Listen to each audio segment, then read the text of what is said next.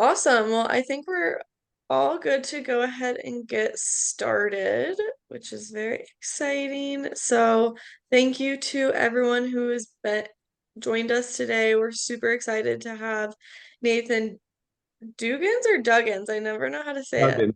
Yep, Duggins. Duggins. Duggins from CSU here with us this morning here in the US, but I know it's evening for most of you, so thank you for taking the time out of your evening to join our webinar. We are going to record the session, so you'll be able to come back and watch it after the fact if there's anything you want to revisit or may have missed during the presentation. Um, any other logistics? During the presentation, if you have any questions, please go ahead and type them into the Q&A. We'll be sure to get to them during the presentation or after the presentation when we get to the Q&A section. So that would be very helpful. And then with that, I'll go ahead and hand it over to the Wellspring team to introduce themselves. My name is Darby, and I will hand it. I'm located here in the US. Sorry, I didn't get to say that, but maybe obvious to most of you. Um, I will hand it over to Shrikant to introduce him and his team.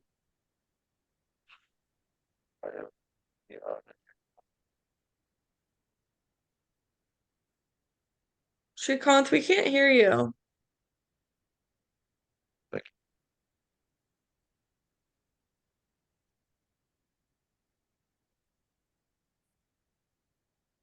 Uh, do you hear him? I do not know. All right. Well, in the meantime, while you figure that out, um, Farouk, do you want to introduce yourself?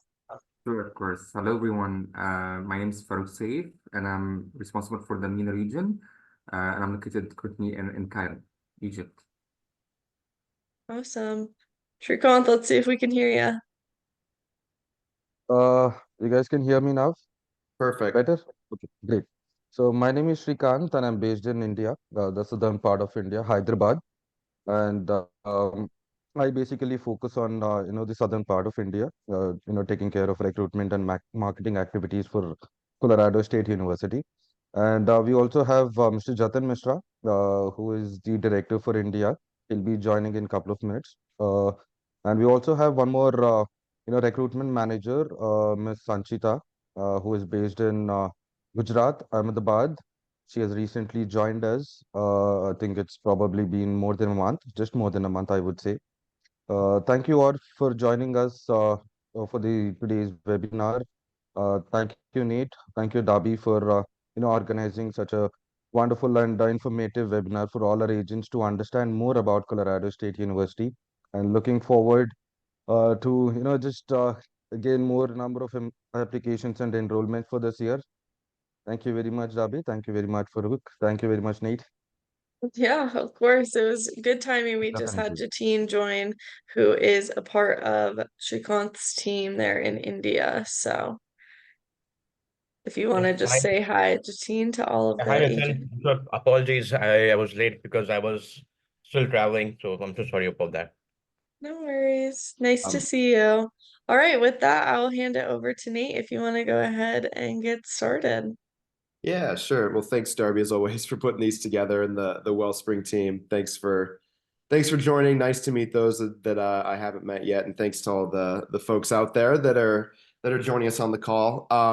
So my name is Nathan Duggins, and I'm the International Recruitment Manager at Colorado State University. So kind of overseeing our international recruitment strategy, which has a lot of different facets to it, and I won't go into deep detail on that. But the goal of today is to just do a quick overview of CSU, Colorado State, who we are, how big we are, what are our programs, kind of what are our selling points, kind of a why Colorado State University. And I don't want to, I've done enough of these. I don't want to, talk at you for the next hour. I kind of want to make it short and sweet, and then give you all some time to ask questions, more specifically that could pertain to the students that you're working with. So with that, I'll share my screen and then we can kind of hop into it. Wellspring team, thumbs up. You can see my my slides? Perfect. All right. So let's get rolling here. Just very quickly, a little geography lesson about where we're located. So obviously map of the states, that is where the state of Colorado is. So we're kind of centrally west located here in the US. The city that we're in is called Fort Collins, Colorado, which is 175,000 people. We're 1 hour from our capital city of Denver. We're about 1 hour from our international airport. So that's Denver International Airport is where our students would fly in. We're 1 hour from there. We're constantly running shuttles to and from the airport to get students from our campus to the airport to fly wherever they need to fly. We are right at the base, so this isn't on the map, but the Rocky Mountains, they run all the way up from Canada down into Mexico. We sit right at the base of those mountains. I only say that because the mountains are a big part of the culture of Colorado. A lot of people in the country, in the US, decide to visit Colorado or move to Colorado because of the mountains. They're very, very beautiful. A lot of people who like to trek or cycle or camp or ski, just get outside and be active. They do so because of the Rocky Mountains. I'm an example of that. I am not from Colorado. I moved to Colorado because I love the mountains. I love being near them. I just that's a big part of the reason I moved there, and it's a big part of the reason that a lot of people move to Colorado. So again, you could be out there saying, well, the mountains are beautiful, that's great. But I'm not a skier, I'm not a trekker, and that's okay. You don't have to be. I'm just kind of telling you a little bit more of the culture of the state.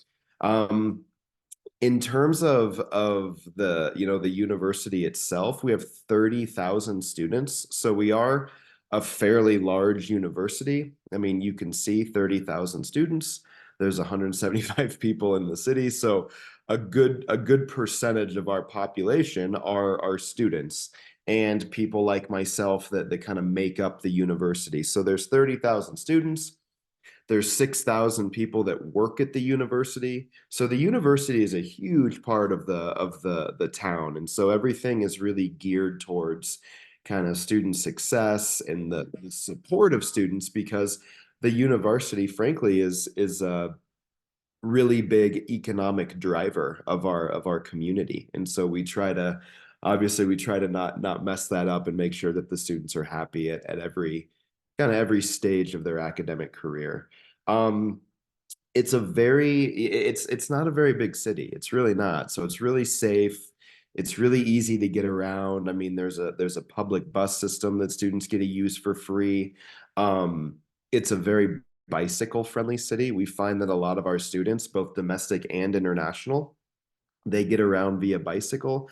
But a lot of like coffee shops or restaurants or grocery stores, medical care, everything is really right there. And so you don't need to travel all over the place to kind of get the services that you need to live your life. We have everything that's pretty centrally located. So students don't need to go all over town, or really they don't have to leave campus at all if they don't want to. A lot of the services for them, both academically and non-academically, are going to be right there. So that's, I know, a very quick version of who we are as a community, but wanted to give you a little bit of a snapshot. Now, getting more specific to the institution, I won't go through all of these, but just kind of who we are. So 30,000 students. We are a Division I athletic school. So 16 Division I sports. For those that aren't familiar, that's the highest division of collegiate athletics that you can participate in the United States. All of our students get to go to those athletic events for free. They just need their student ID and they can show up and get a ticket. In terms of living on campus, we have 15 different residence halls that are on our campus.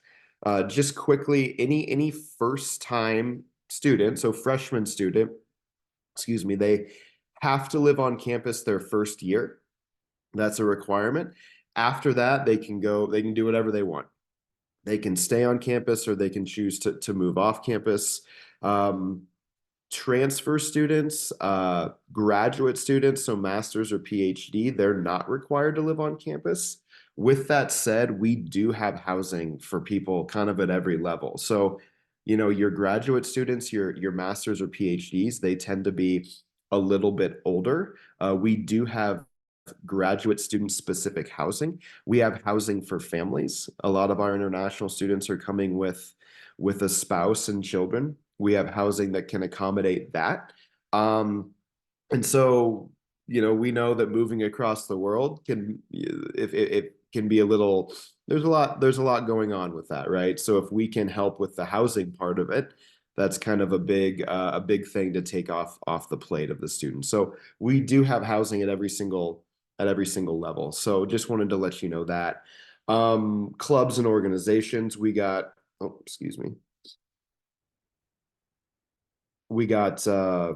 a lot of those, over 500. So students wanting to get involved, they have an opportunity to do so. We can talk more about majors later. We have over 200 of them, 250. So we have a lot of different academic options.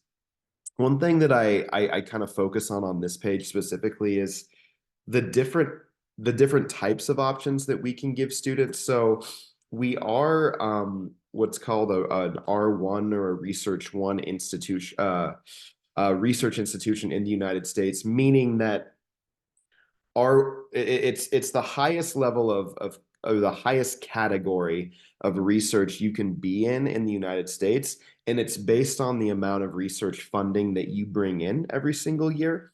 So we bring in over $450 million of research every single year. And I say that because of a couple reasons. One, if you have a student out there, you're working with somebody that wants to do, they're like really, really research intensive, and that's what they want to do, great. We have the funding to support whatever type of research they want to do. So that's number one. That's kind of a really big selling point for us. Number two, if you are an undergraduate student or a bachelor's student, typically how it works in the US is research is generally reserved for your master's or PhD uh, people, because there's simply just not enough research money to trickle down to the bachelor's level. At Colorado State, that's not the case. We have enough research money. So if you want to, if I'm a bachelor's student and they say, hey, I want to do research, I say, great, you can do that, which not every university can say. So if you have somebody out there at the bachelor's level that really is interested in research, we can accommodate that at CSU at the undergraduate level because we have the funding. So that's something that I always tell students. Conversely, on the other side of that, we know students, not all students want to do research. It's intensive, it takes a lot of time, and frankly, not everybody's interested in it.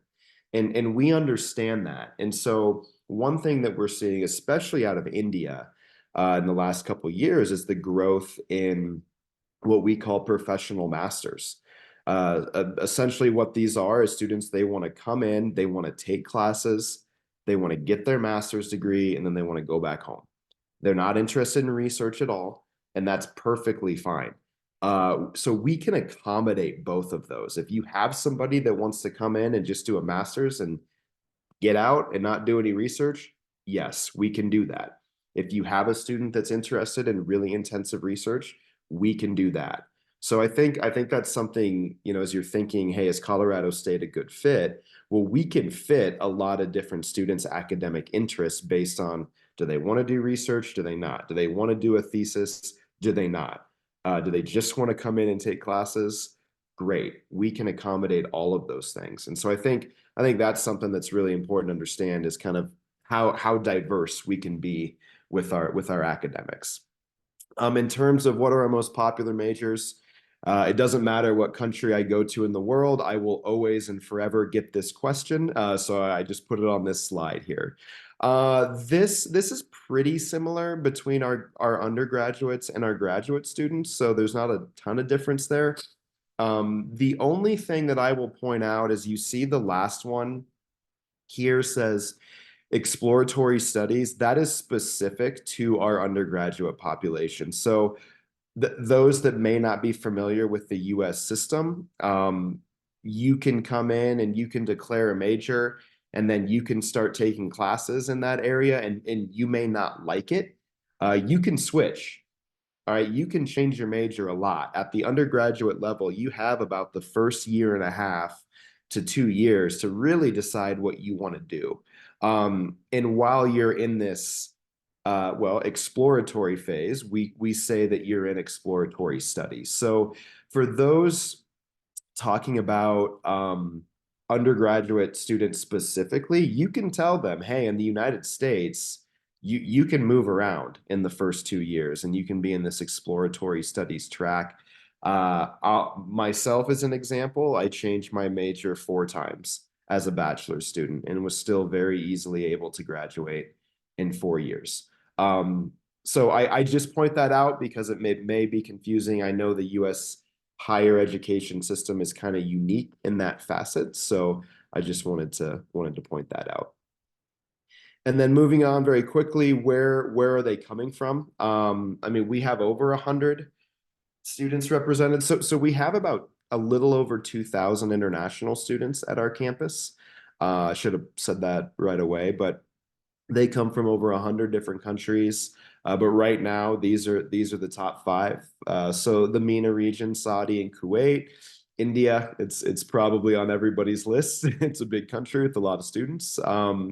We do pretty well in Vietnam, and then Uzbekistan out in Central Asia actually gives us quite a bit of students. So we tried not to kind of put all of our eggs in one basket. We try to, diversify our population. So, but right now these are the top 5, and I don't see this changing a whole lot for fall 2024. So the next intake will probably look very similar to what last fall's intake looked like. Okay, so applications, and I'll go through this, pretty quickly because I don't know, from a US context, I'd say we're pretty standard. So for our first time freshman students, we are a common application only school. So if somebody's applying as a freshman, they can only do the common application. We do a fee waiver. So if that's a problem for them, we can waive the application fee.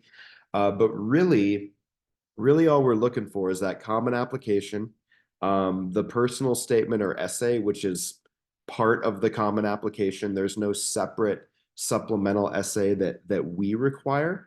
And then, English proficiency. So we accept TOEFL, IELTS, and Duolingo. And you can see right there what the requirements are. So a 72, a 6.0, and a 110.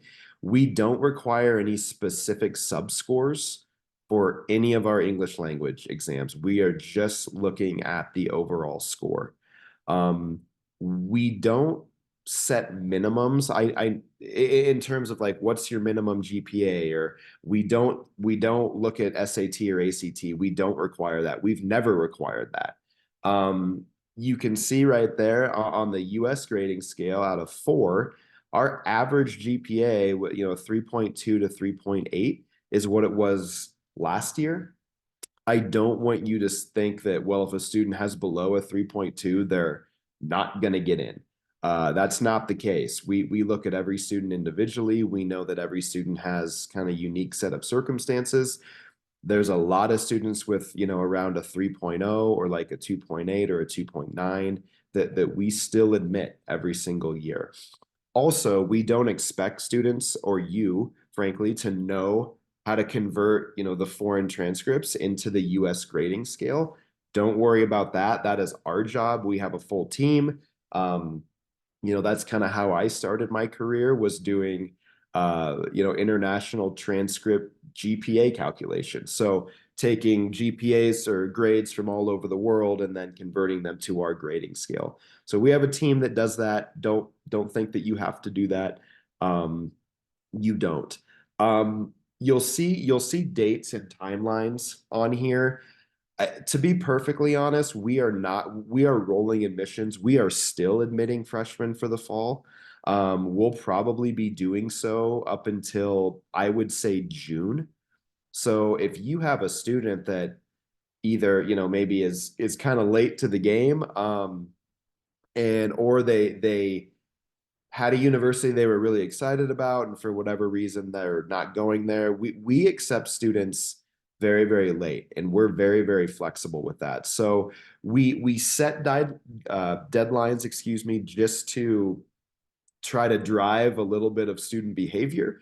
You all work with students. Sometimes it takes a little bit of pushing to get them to do things. So we try to say, hey, get your stuff in by X date, or get your stuff in by May 1st, or whatever it may be. But really, on the backside, on our team, we are still accepting applications. We're still processing. We're still awarding scholarships for fall, which I'll talk about here in a little bit. So please, if you're working with students, let us know. We're happy to accept applications for the fall, or even starting in the spring intake. In terms of scholarships, which I just mentioned, so here's our costs for, these are bachelor's degrees. So tuition expenses, total costs.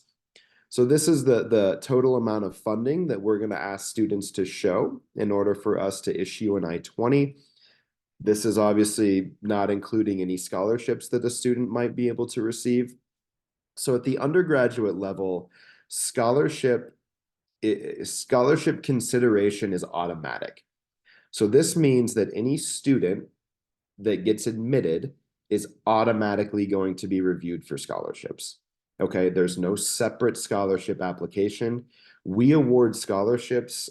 Last year, I think it was close to about 85% of our admitted international bachelor students, so undergraduate students. And so, I mean, I'm always very honest. I don't think it's really a matter of you receiving a scholarship. It's just a matter of, is the scholarship enough, right? Is it enough funding? Is it competitive with other universities that you may be looking at? But our scholarships range from $2,000 to $12,000 per year. We do have some additional funding that we could provide at this point in the year, because it is kind of later. We're running out of that funding. The 2 to 12,000 will always kind of be there, but the supplemental funding that we have access to, we're running out of that kind of day by day as we get closer to kind of the end of the academic cycle. But just know that your students at the undergraduate level do not have to fill out any additional scholarship information. It's automatically considered. So just remember that. Changing gears a little bit to graduate students. So just to kind of let you know what our office's role is in the application process. So for undergraduates, we control the entire process. So from the application to processing to scholarshiping, to immigration, we do everything. Okay. With graduate students, we still have a pretty big role.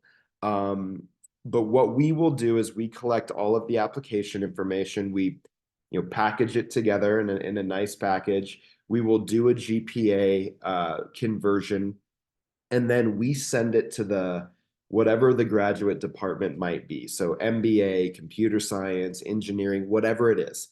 We send it to them, and then they will review and recommend an admissions decision, whatever that may be. So this will happen. It happens every single year, and I'm trying my best to make it a smoother process. But computer science is a perfect example. It's an incredibly popular undergraduate and graduate program for us. I get emails every day, hey, my applicant's waiting on a decision. So a lot of graduate programs will wait and for a date and then release decisions at once. Versus us on the undergraduate side, we're rolling. We release decisions throughout the entire year. So I think it is really important, and I can help you with this, understanding, what are the specific requirements for the graduate program to which your students are applying, because they are all different. And I think it's between 85 and 90 different master's programs at the university, and they all kind of have different requirements. So I think just, telling your students, if you're out there, understanding what are the requirements of the programs to which I'm applying? When are the deadlines? Is there a separate deadline if you want to be considered for scholarships? Because a lot of our graduate programs have those deadlines as well. So really just kind of doing your homework up front and understanding, the different requirements for the specific programs. But overall, what I have on this page is just kind of general information that applies to every single graduate applicant. The only thing I would add here is that our graduate programs did start accepting Duolingo. So they only used to do TOEFL and IELTS, and now they do Duolingo. And so the Duolingo score is a 120. So for graduate applicants, a score of 120 is something that if they want to take Duolingo, I always encourage Duolingo. It's easier, or I'm not saying it's easier to take, it's cheaper to take, and you get your results faster. So that's just my little plug for Duolingo. Not that the other exams are bad, it takes longer and they're more expensive. So if you have an option to do a cheaper exam, I always encourage that option. And then our grad programs, there's the cost. It's pretty similar to undergrad, a little bit cheaper. Funding at the graduate level comes directly from the department. And so it is a little bit trickier for me to sit here and say, well, your scholarship can be X or your scholarship can be Y, because frankly, I don't know. A lot of these programs do have assistantships that cover full tuition, which is great, but they don't, they might have 3 to 5 of those every single year. There is some possible additional funding, but this is kind of when I go back to the previous slide and say, hey, it's kind of, on the student to do the homework and say, hey, what are the funding options, right? Because we don't want you applying to programs that, financially may not be feasible down, kind of towards the end of the application process. I'm happy to facilitate those conversations. Please let me know. But just know that funding, it looks differently across our different graduate programs. And then just real quickly, kind of an outcome slide. So what are you getting out of your degree? I have some average starting salaries with our graduate and undergraduate populations, and then average starting salaries by program, some more of our popular programs. So they're pretty good. They're pretty high. Our graduates are getting jobs. We have over, this is specific obviously to our international population, but over 600 unique employers that have hired CSU international students on OPT or CPT, which we know a lot of our international students are looking for that. And so for those that aren't familiar, OPT is a program where international students after graduation can stay and work in the United States without having to switch and get a work visa. They can stay on their student visa. They are granted what's called like an OPT designation. And so a lot of students take this option. Usually OPT is for 1 year. It can go from 1 to 3 years. But we know our international students want this. We work hard to get them OPT opportunities. Our immigration team will be emailing our students usually up until a year before they graduate to start that process. And so, and we have a lot of big time employers in Colorado. The list of, obviously I'm assuming those are very recognizable organizations, your Amazons, your Teslas, your Googles. They all have offices here in the state of Colorado. And so we work really hard with our local employers to get our students either, work opportunities, right? If students want to stay and work, or OPT opportunities. And so we know that's what our students want. And so we work really hard to give that to them. So I just kind of wanted to point all of that out, all of our programs and our scholarships and our costs. Well, what are they getting at the end of the day? And we think that opportunities either to work or opportunities through OPT, average starting salaries, we feel like it's a pretty good value. And so with that, that is my last slide. So I think I don't have any. Yeah, thank you. You can follow us or not. That's cool. And I think it's a little Q&A time, so I can open it up. Awesome. I will go ahead and start letting the agents in. At this time, feel free to unmute yourself, ask a question in real time, or you can always ask questions, type them into the Q&A as well. I know that we already have one question written in about acceptable academic gaps. Are there any requirements or regulations for undergrad or postgrad academic gaps? I mean, for the undergrad, not really. The graduate, it's going to depend on the program. And I apologize. You're going to hear me say that a lot about postgrad. It depends on the program. Because certain programs, they review the transcripts differently, right? I mean, there's some that are a little bit more forgiving. There's some that are very, very strict. And so it really depends on the program. I know that, like, for example, our computer science and our engineering are pretty strict about it. Our College of Business programs are less strict about it. Why? I don't know. It's just kind of a policy that they've decided to set. But like I said, I can put you in touch with the right people to ask more specific questions if you'd like. Great. We also have a question. Do you accept 3-year degree from India? Yeah, of course we do. We do. That is a change of the last, like, maybe less than a year. So our College of Business, for example, historically did not accept 3-year degrees from India. Now they do. Computer science used to not. Now they do. So engineering used to not. Now they do.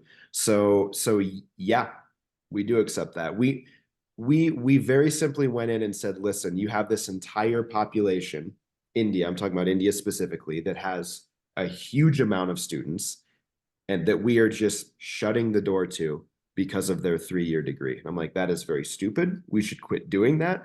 And they finally, after years of lobbying, said, yes, okay, we'll start accepting this.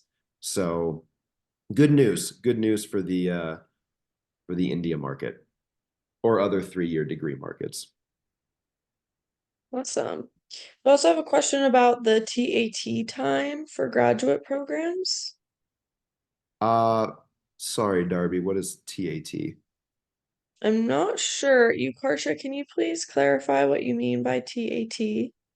Turnaround time. Oh, Turnaround time. Okay. What an abbreviation. I've never I heard that. That's I've never clever. heard it either, but I was Yeah. like, I think I got it. Oh boy, great question. I mean, so for example, our computer science, they release decisions once a year. So you could apply in August and you're not going to hear until February. We are trying to change that. We're trying to get every single graduate program to be rolling admissions, meaning they just constantly release decisions. Like our College of Business is rolling admissions and they turn around in, I would say probably 10 to 14 days. So for our programs that are rolling admissions, I would say it could be up to 2 weeks. For our programs that are not, I mean, just know that they release once a year and it's usually in February. Great. All right. I also have a question about, I don't know how to pronounce this, but I did a little Googling and I think they're talking about graduate assistantships in this question. So are graduate assistantships available for grad students? Yeah, they are. Every single one of our grad programs is going to have assistantships. This isn't unique. Everybody wants an assistantship, and there's not enough to meet all the students that want them. So, yeah, when students get admitted, typically what happens is they'll say, "Hey, congrats, you've been admitted." We just assume everybody wants an assistantship, so we just send them information about how to apply for them. So that's kind of all part of the admissions process. One thing that I will say is that there are a lot of our graduate programs have different deadlines that you have to apply. So for example, if you want an assistantship, you have to submit an application by this date, versus like the regular deadline may be a little bit later. So I think that that's something that's really important to understand is a lot of these programs have specific deadlines for those that want an assistantship. So understanding that is just putting that out there. And that's not just Colorado State. A lot of universities in the US have that same policy. So if you're looking at grad programs across the states, just knowing that that's going to be out there at a lot of different institutions. Great. We also have a question about if evaluations are required. Nope. No required for CSU. Great. Another question about backlogs. How many are accepted? Yep. Here comes your favorite answer. It depends on the program. So yeah, it really does. I'm sorry, I can't give you a more specific answer, but it depends on what the graduate program to which you're applying. Some are more lenient than others. I think a good overall answer is like our STEM-based programs. So the agents in the regions that you're all representing here, 90+% are going to STEM programs, right? I'm not saying that students aren't studying other things, but the engineering, computer science, heavy research stuff, the backlogs they're a little bit more strict on. College of Business is not as strict. Liberal arts is not as strict, but again, it's going to depend on the academic program that you're applying to. Is distance learning acceptable? So, e-learning as a method of education? Yeah, it is. So we have a lot of, that's a really good question. So a model that we are really working on, because we've seen great success with it, is yeah. So we have full undergraduate degrees and graduate degrees online. We are also setting up, or really working on setting up, these hybrid programs. So it's we've marketed it as this earn while you learn model. So you heard me talk about, and Darby, I'm going to drop this into the chat because I think it's going to be really beneficial. Sorry, got a lot of screens open. So everyone, I'm just going to put this into the chat. It's our online program, so you can see what we offer online. So full online degrees at grad and undergrad.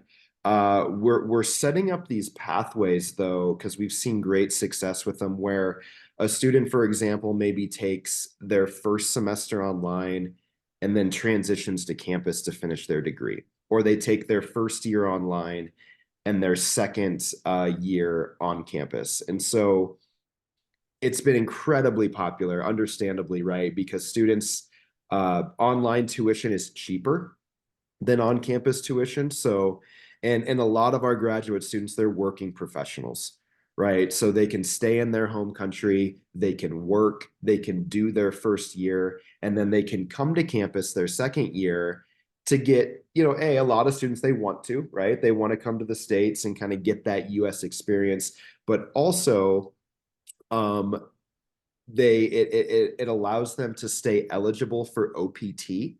So OPT, one of the eligibilities is before graduation, you have to have been studying for, I think it's 9 consecutive months in the country.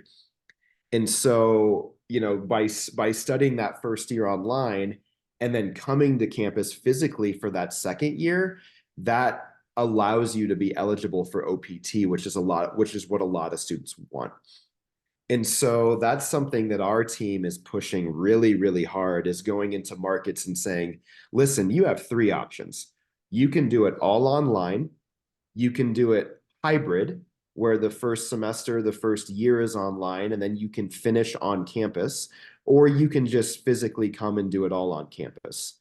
So I think, as you're out there working with your students, that is a huge advantage, I think, for Colorado State, frankly, because we are able to give students a multitude of options, and we're saying, hey, we don't care what you do.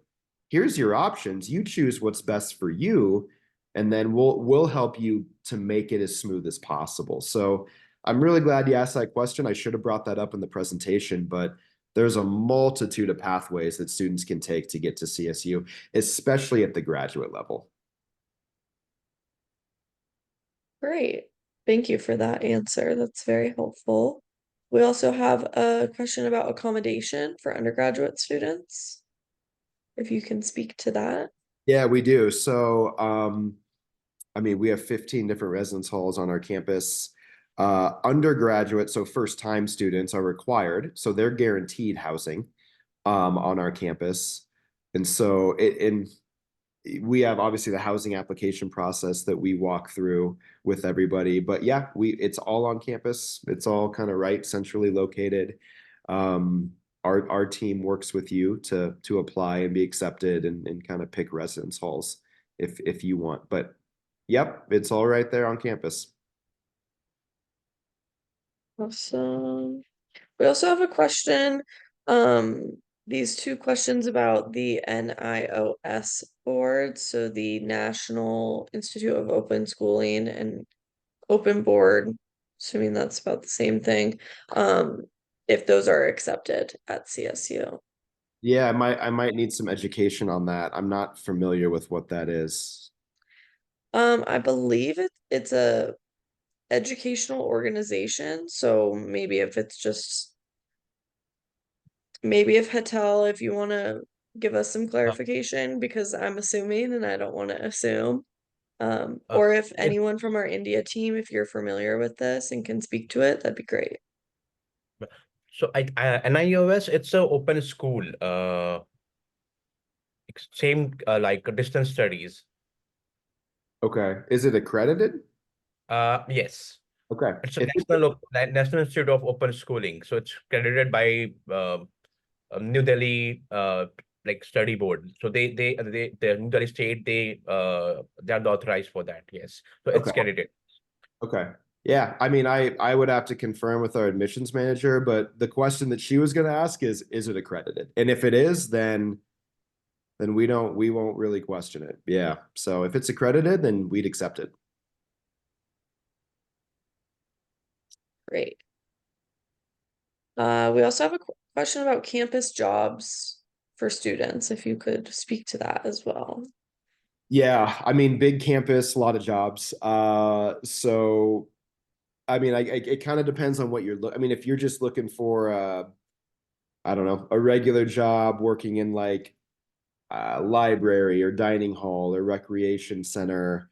We have international students in our office working for us. They basically do data collection. They help with our social media. There's a specific web page where students can go and look for jobs. Our office, our immigration team will help you with jobs as well. So, like I said, there's 30,000 students. A lot of them are looking for jobs. We have a lot of jobs. It changes every year because we have students graduating every semester, and so that kind of determines the job openings. But I mean, I guess a very simple answer is yes, we have a lot of a lot of different on-campus jobs for students. Awesome. Great. Well, it looks like we've gotten through all of the written in questions. Does anyone else here today have any questions before we wrap up?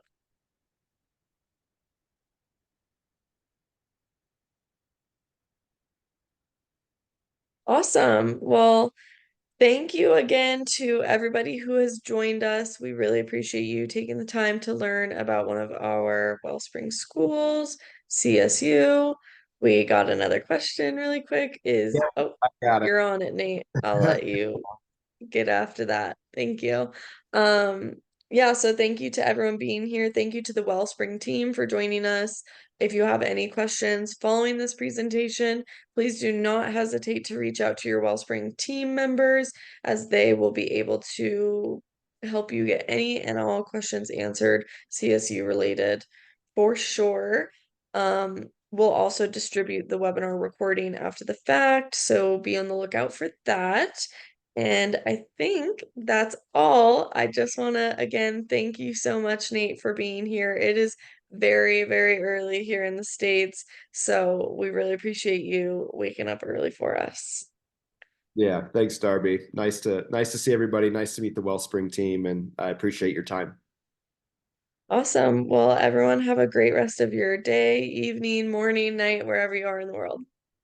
Thank you very much, Thank Darby you. and Thank you, Darby. Thank you, Nathan.